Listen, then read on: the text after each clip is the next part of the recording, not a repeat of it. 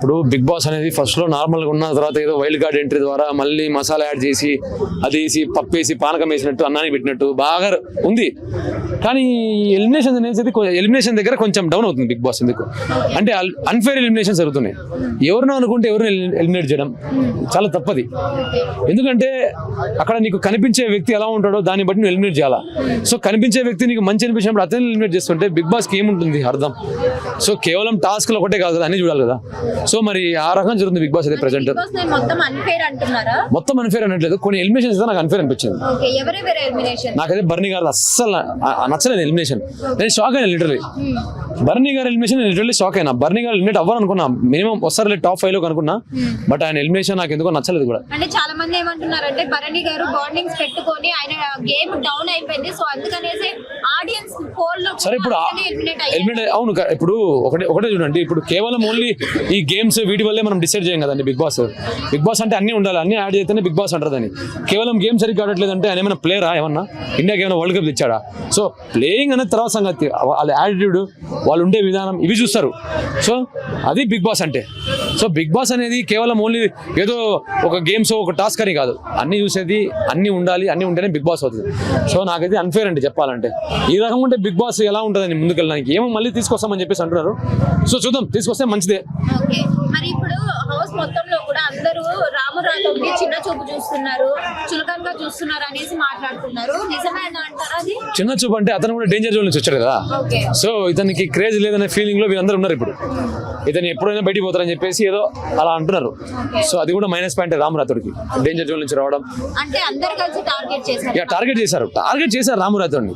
So అదే జరుగుతుంది big boss. Target చేశారు, వీడిని ఎలాగైనా పంపాలి అని చెప్పేసి. సో అదనమాట. మాధురి గారు కొంచెం మాటలు అనేది తగ్గించారు.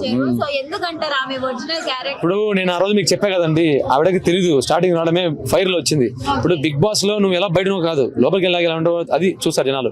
లోపలికి వెళ్ళాక యాక్టింగ్ చేసి కూడా బతకచ్చు, అది కష్టమేం కాదు. మనం చూసే కితలు కూడా చాలా మంది యాక్టింగ్ చేసుకుంటేనే టైటిల్ విన్నర్ అయ్యారు. చాలా మంది చెప్పాలని అవసరం లేదు, మీకే తెలుసు. యాక్టింగ్ చేసుకుంటే టైటిల్ విన్నర్ కూడా గెలిచారు. సో కాబట్టి ఇక్కడికి వెళ్ళిన తర్వాత ఆవిడకి అర్థమైంది. ఒక వార్నింగ్ ఇచ్చారు నాగార్జున గారు. ఇచ్చిన తర్వాత ఆవిడకి అర్థమైంది ఇలా ఉంటే అవ్వదు, నేను ఫస్ట్ టైం పంపించేస్తాను బయటికని. సో తను సేఫ్ ఆడాలి ఇప్పుడు. సో ఈ విధమైనటువంటి పెట్టుకోవడం బంధాలు. సో ఇదనమాట. అంటే ఇప్పుడు ఆల్రెడీ చూసుకుంటే మాధురి గారు తనుజాని కొంచెం బ్యాక్ పిచ్చింగ్ కూడా చేసింది అనేసి చెప్పొచ్చు. అంటే లైక్ కళ్యాణ్ మీద ఆ రూమర్స్ అనేది క్రియేట్ చేసింది. అయినా సరే వన్స్ భరణి గారు వెళ్ళిపోయిన తర్వాత తనుజ అలాగే మాధురి గారి బాండింగ్ చూసారా, తల్లి కూతురు బాండింగ్ ఫేక్ అంటారా ఒరిజినల్ అంటారా? చూడండి, ఇప్పుడు తనుజ గారు టైటిల్ కంటెండర్ అండి. ఆవిడ ఏదైనా చేసినా కూడా ఏదో ఒక అర్థం ఉంటుంది ఖచ్చితంగా. వాళ్ళు ఏం నార్మల్ పర్సన్స్ అంటే తను ఏదో నార్మల్ కంటెండర్ కాదు, ఏదో నార్మల్గా వచ్చిపోయే రకం కాదు, ఏదో ఒక వారం ఉండి 2 వారాలు ఎలిమినేట్ అయ్యే రకం కాదు. ఆవిడ టైటిల్ కంటెండర్. ఆవిడ కంటెండర్ కాబట్టి ఆవిడేసే పై ఎత్తులు ఉంటాయి. సో అది ఖచ్చితంగా ఏదో ఒకటి ఉంటుంది ఖచ్చితంగా. లాస్ట్ తెలిసింది మనకు కూడా. అది కూడా దానికి ఏం అర్థం ఉంటుంది. రమ్య మోక్ష అడాప్ట్ అవ్వలేదు బిగ్ బాస్కి. అడాప్ట్ అవ్వని కంటెండర్ రమ్య మోక్ష. వైల్డ్ కార్డ్లో వచ్చిన అవకాశాన్ని సద్వినియోగం చేసుకుంటా దుర్వినియోగం చేసుకున్న ఏకైక వ్యక్తి రమ్య మోక్ష. మేబీ నాకు తెలిసి ఇంకా ఈ వీక్ వెళ్ళిపోవచ్చు. రమ్య మోక్షనే ఉంది టాప్ లో వెళ్ళిపోవడానికి. స్ట్రాంగ్ అయితే అంటే మీరు అనేది బిగ్ బాస్ లోనా?